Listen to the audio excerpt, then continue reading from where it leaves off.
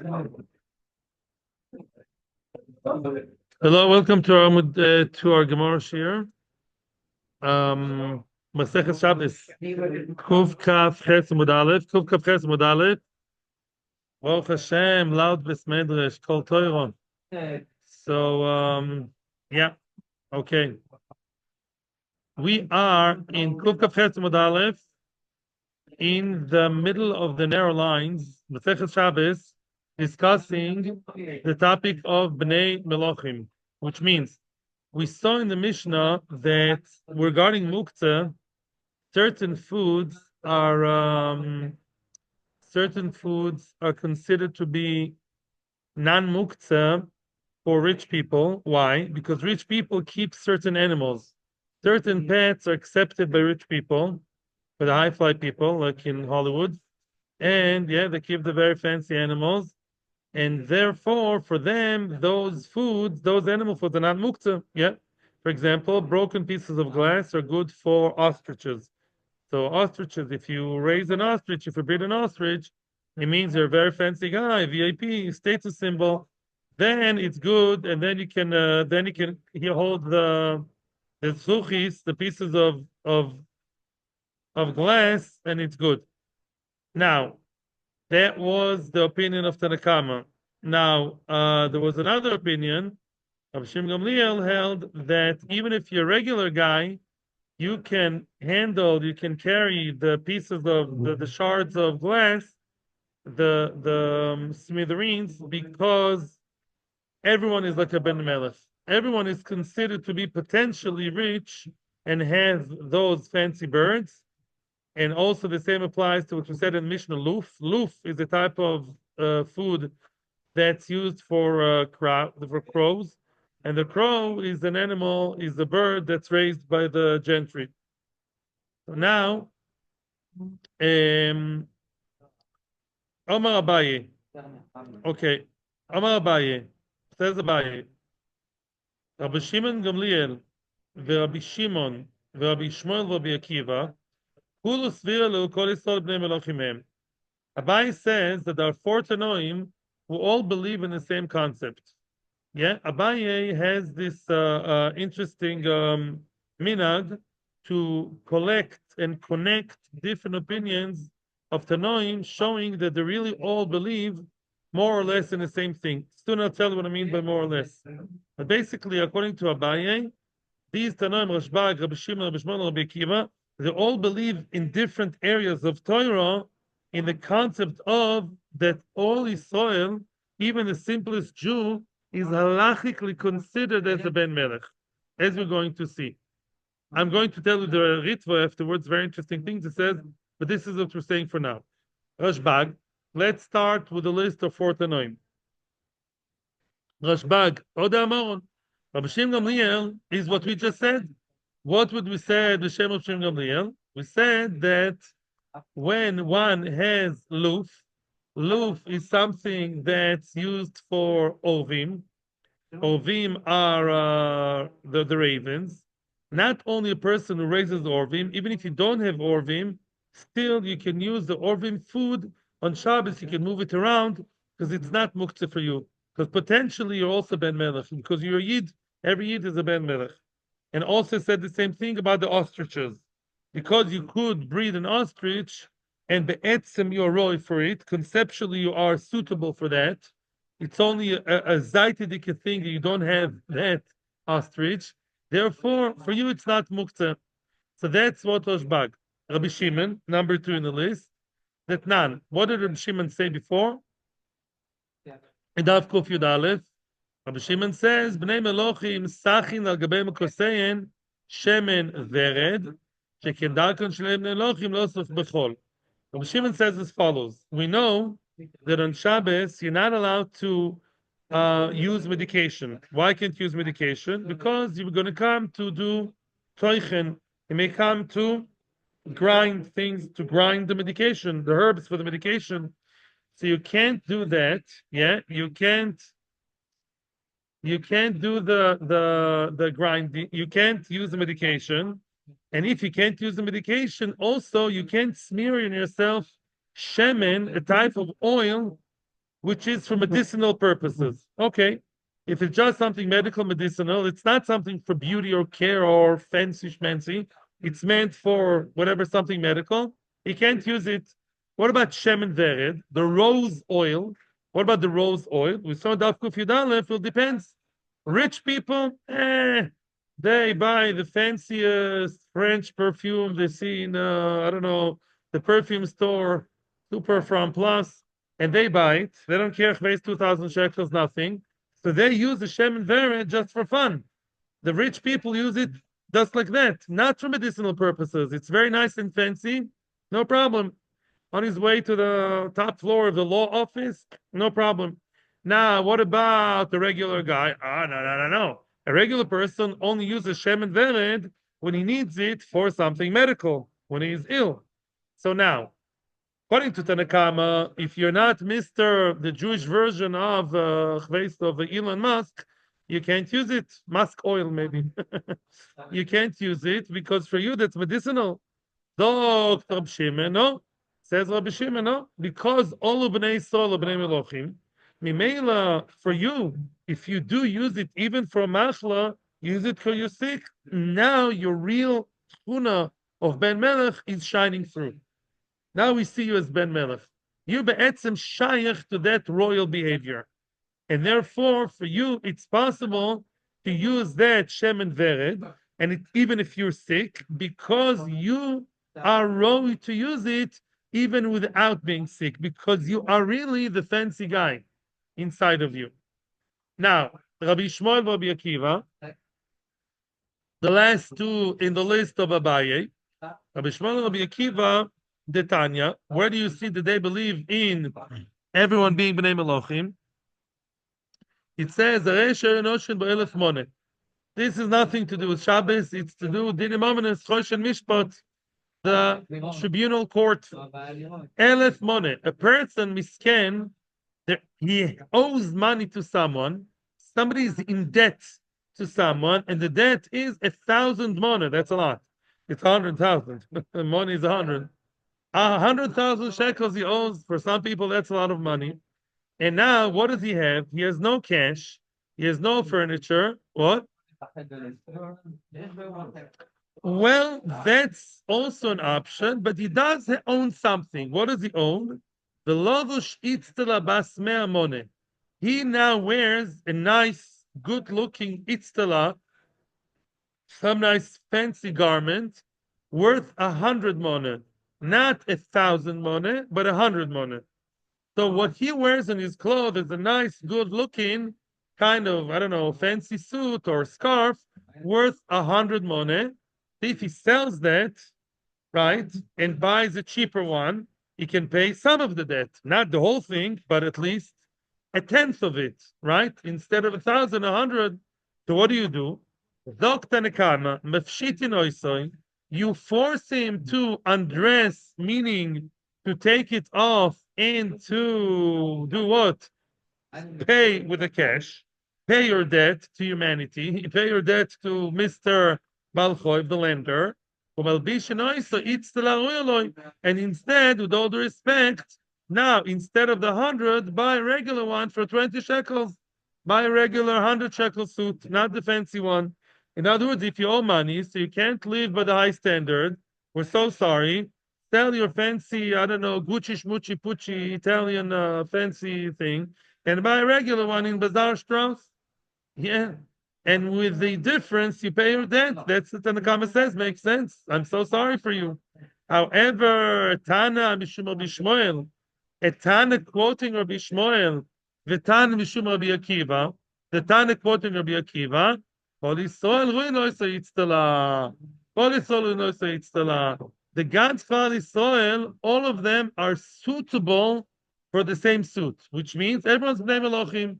Don't tell a Yid who owns the fancy suit to take it off. He has the right to wear it because, again, even though he's a regular poor guy, he happens to get that fancy thing from his rich uncle in America. Yeah, somehow he has it. Lo mishaneh. He should be treated as a Ben Melech. So and you don't make him sell it. How does he deal with the choiv? That's a different question.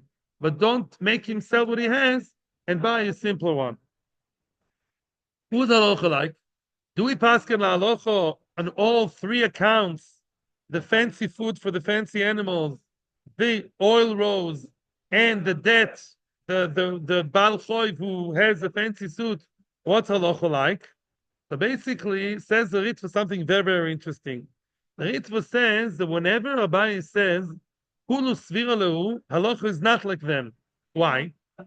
Because there are two types of groups of Tanoim. Either when you say Kulu svira lehu, or Kulu amru dover echod. Listen carefully. This is the rule.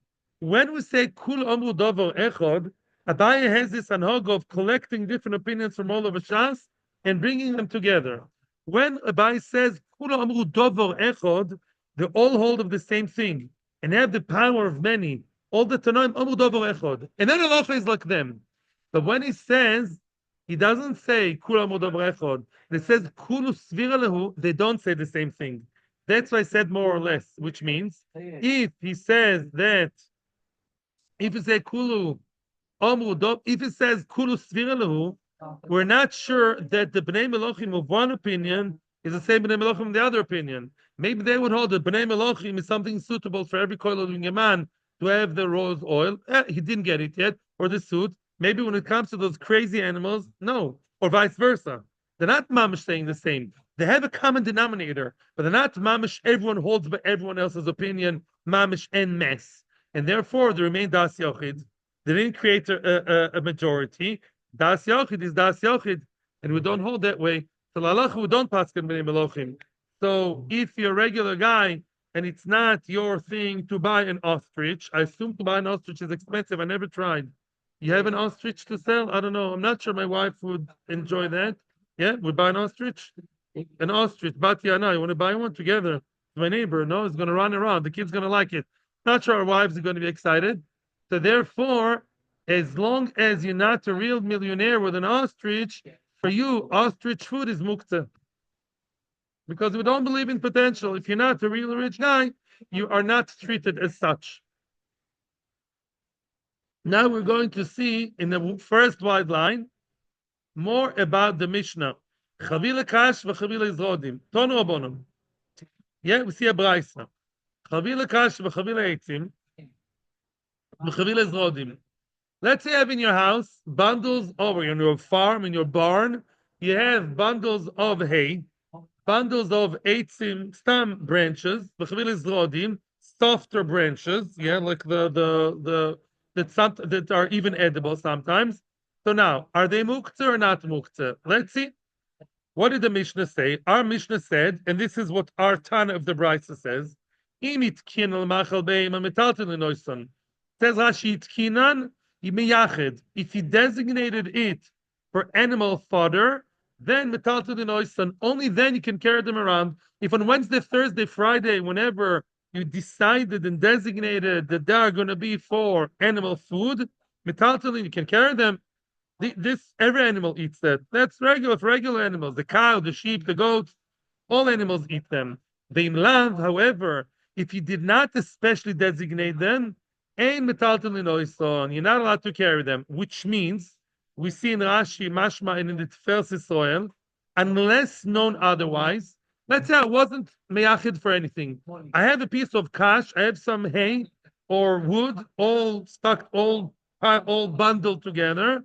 And you ask me, what do you have them for? I don't know yet. I didn't decide. They were very cheap in AliExpress, so my wife bought them. I don't know. So what do you say? Unless known otherwise, what's the power of situation? And metaltal. Why not? Because they're mistame meant for firewood. We're going to see the opposite case later. All these things are good for fire. The assumption is people need fire. Firewood is something very, very essential in the olden days, right? For heat, for energy, for cooking. That's your primary use. Unless you dafka miyachid it for animal food, then we're going to talk. But if it's meant for stam, nothing, zero, the assumption is that the starting point is what? Firewood. Firewood is muktzeh. This is not Yom Tov, this is Shabbos. Firewood, zikr, it's muktzeh. It's for fire. Yeah? There's a minhag not to light fires. Yeah? Lot of our ways, chas v'shalom. Rashbag says, Rashbag argues in a very different angle, not mitzad muktzeh, mitzad something else. Chavilim anitolin b'yad echad mutar letaltelon, regardless of the type. You have those chavilim, you have those bundles. If they are carried, if you can carry them with one hand, you're allowed to carry them on Shabbos. Lishtei yadayim also letaltelan. If you can only, they're so heavy, you can only carry them with two hands. You can't carry them. Look at Loshen Rashi. He says why? Because Rashi says over here, he says, because this is tircha hi, which means, says it's Muktzeh is not the only game in town. Says the second opinion, says Rashbag, it's not about Muktzeh. Even if you've designated them for animals, they're so heavy, you can only carry them with two hands. It's a tircha. You can't carry heavy stuff on Shabbos, as was already decided before, Lefi some of the Amoraim, Rav Chisda. Therefore, this is also tircha according to Rashbag, and don't carry them because of tircha. That's his opinion. Yeah, as far as I know, it's not the halacha, but this is what Rashbag says. Now, Yad Echat, what? No, Chas v'Sholem. No. Rashbag is only machri, not mekel. Look at Rashi. Rashi said, even if you're mazmin for an animal, still there's another limitation of the weight. But if lo is minam, I don't think Rashbag argues. Lo nira. From Rashi, it's not mashma. I haven't seen all the Rishonim here. Next, please. Now comes a second part of the brisa. Chavila is seya, or some say peya, as though the koironis. If you don't know what these are, the Gemara will explain later. Yeah, these are types of animal food. More. Echnisan le'etzim. Listen to the brisa, and you tell me what the problem with the brisa is. The brisa says, if echnisan le'etzim, if you gathered them and you designated them for firewood, and mistapik man b'Shabbos, right? You can't take from them on Shabbos. This is your firewood. Firewood, I don't care, say, as of cornice, whatever they are. Lamaisa, you meant they're going to be for firewood. Out for the count. Muktzeh, firewood, Shabbos. Lemachal behema, mistapik man b'Shabbos. But if you designated it for Machal behema, then it's good. If it's meant for animals, and by the way, those foods are very interesting. Their primary use is for animals, but they can also sometimes be eaten by human beings. Yeah, like all kinds of, lettuces, things like that. It's mainly animal and also for human beings. What do we say? Oh, but you get the question here? I want to ask you a question. According to this brisa, what did we say? If you designated for fire, it's muktzeh. And if you designated for an animal, then it's not muktzeh. So what about nothing? What about if I did not designate them at all? It's a stira, right? It's falling between the cracks. No designation. Look at Tosfos. Tosfos saves the day. And what Tosfos says is written in Shulchan Aruch. It's not just alone, it's halacha. I recommend you look at Tosfos if you want. You don't have to. Look at Tosfos. Sichnisan le'etzim ein mistapek. It's the fourth Tosfos from the bottom of the page. You have it, Akiva. Sichnisan le'etzim mistapek ein mistapek. Ikal me modachi koma. This is what it means to say. Ha-stoma. Stoma means if it's not for eitzim, it's a stam. It's a power of zero starting point, balanced line before either this, neither this nor that. Unless known otherwise, it's considered as if you designated it for behema. Why do we have to say that? Says Tosfos. In order to avoid a question from the Reisha to the Sefer. This had my question in mind, Baruch Hashem. In other words, the question is, the Reisha telling me, right, only if you designated for what? For the Michael, for the fire. Mashma that otherwise it's meant for an animal. The Sefer says only if you meant for animal. Mashma otherwise it's for firewood. That says no. The Pashup Pshat is it's meant for animals. Because those things say as of Koronis are meant for animal food mainly. Yeah, primarily. If you designated them for fire, they're for fire. Very good. Now, let's say you want to take some of those leafy, long, that's why I mentioned them at least, yeah, vegetables, and you want to have some on Shabbos. What are you allowed to do? The koitem bayad, the oichel. You're allowed to cut them, small pieces with your hand, and eat them straight away. Which means, You're not allowed to cut them with a kli. Why can't you cut it with a kli? It's not so clear what the story is. From Rashi, it's mashma, and also followed by Shulchan Aruch, that if you cut them with a knife, let's say, and you cut them, you dice them, and you cut them small pieces, it's toichen. Many moons ago, learned in Daf Ein Daled Amud Beis that when you cut something to small pieces, what do you do then? You cut it. That's called toichen. That's only with the kli. To cut it with the hand is not called toichen, which is interesting, right? I would say it's toichen de. So it's not then it's much also from some Rishonim, even in Rashi, it's also clear. Could it just uvda the chol? Meaning the whole thing is not really toichen; it's only uvda the chol, and uvda the chol is only uvda the chol is only a problem when you do it with a knife. When you do it with the hand, it's not an uvda the chol. Uvda the chol. Now, next, the koite beyad v'oichem. ובלבד שלא יכתוב בכלי. Next issue is moilel. Moilel is something else. One second. Excuse me. Moilel, yeah.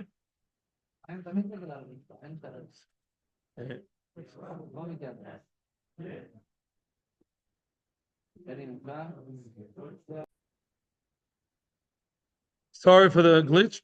Okay, now the next thing is moilel. What's moilel? Moilel means when a person goes like this. Look, you take the whatever the grain with those seah coronis, whatever they are.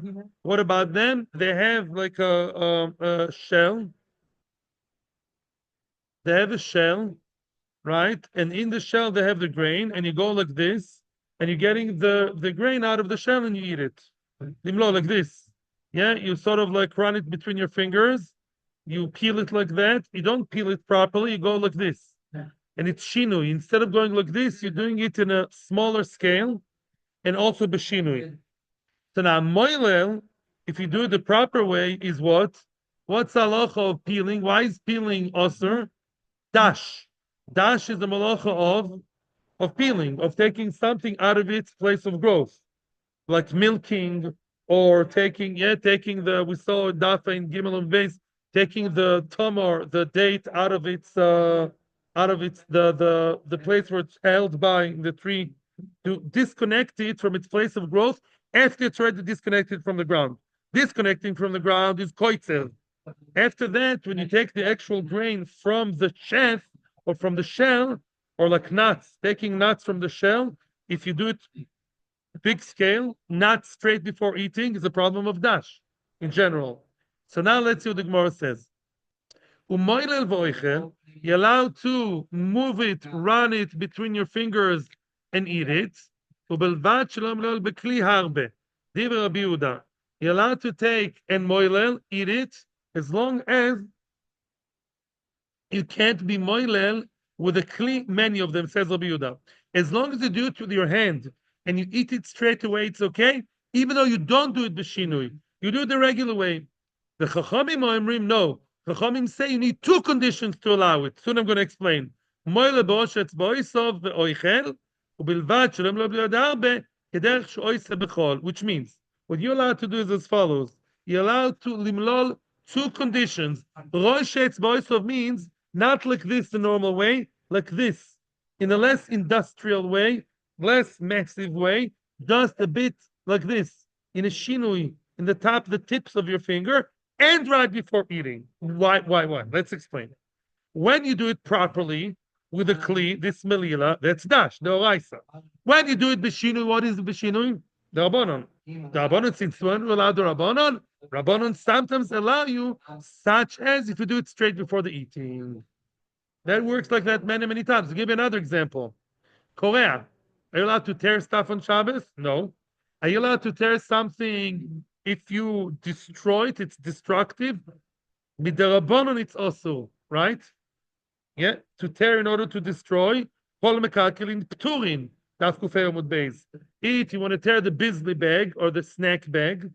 Why is that allowed? It's darabonon, because because it's kilkul, and it's for the need of achila. Here, similarly, moilel in a funny way, like this, shtickle like this, small amount with the tip of the fingers, and that's what? That's the Rabbanon. Rabbanon allow you to do that if it's right before the eating. Yeah, that's the klal.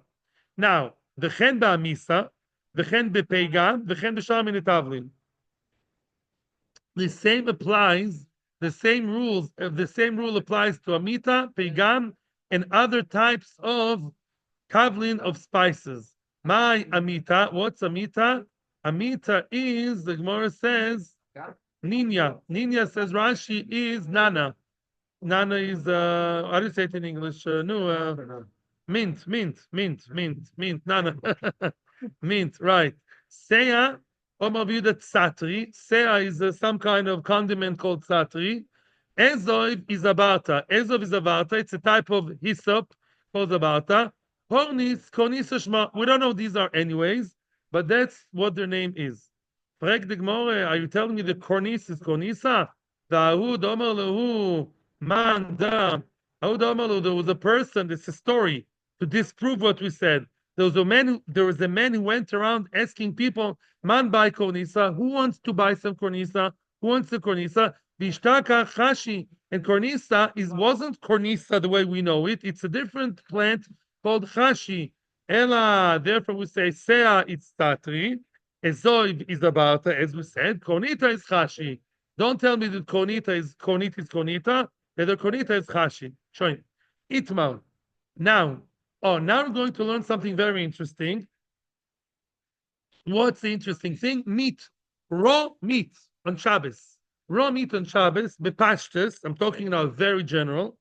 If you don't have animals at home, or your neighbor doesn't have ones, even if your neighbor has animals, I'm talking like in today's terms, when you have meat that's uncooked and completely raw, is it muktzeh or not? What do you say?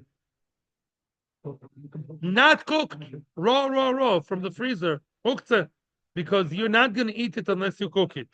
Now, even people who own dogs, I don't think they give the but that's say the Haredis meat, which is very expensive to the dog. You buy cheaper food for the dog. And therefore, having that in mind, let's learn the next sugya.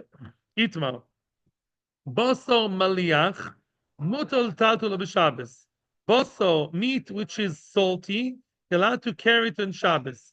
We're not talking about salty meat, which is mamish, meant to be salted and it's fully ready as like cured meat, nice and fancy. No, boso maliach is basically a kind of meat which is it's edible. It's somehow edible for human beings. The melech is good enough to make it just about okay and edible for human beings. You're allowed to carry it on Shabbos. Boso tofel or tafuach. Boso tofel is meat which is not even stam. It's absolutely raw.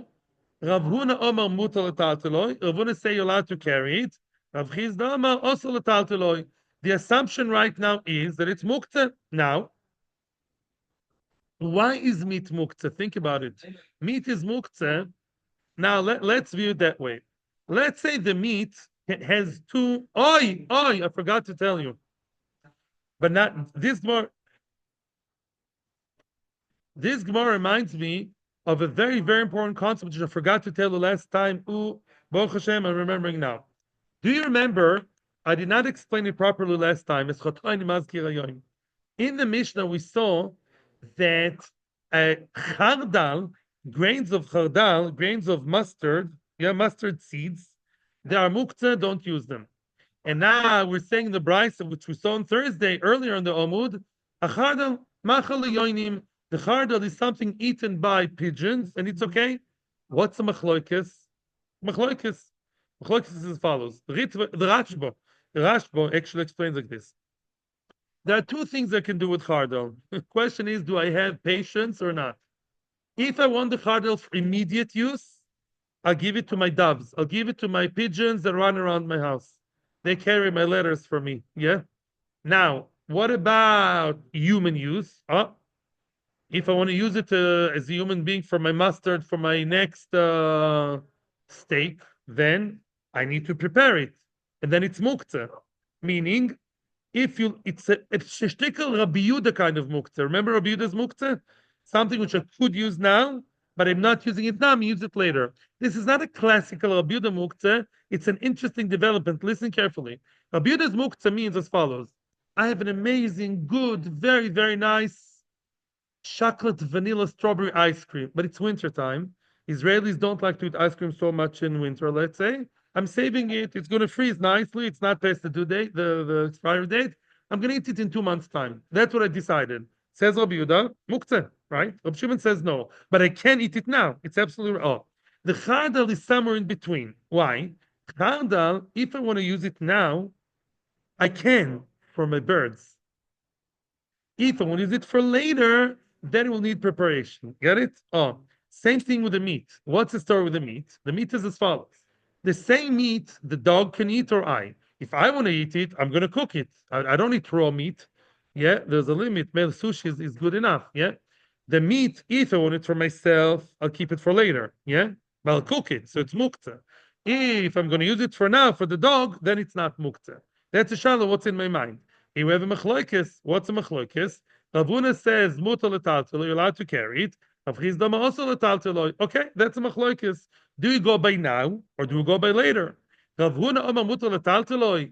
Frag the Gemara, is that so? Did Ravuna say allowed to carry it, meaning he does not believe in muktzeh? He doesn't think that it's muktzeh because really, because my designation, I don't care about the fact that I'm only going to use it later. I'm allowed to use it now. He doesn't believe in muktzeh. He's more against Rav Yehuda. The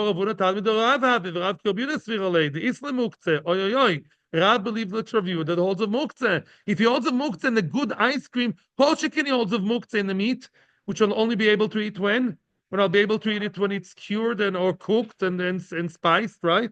Avade.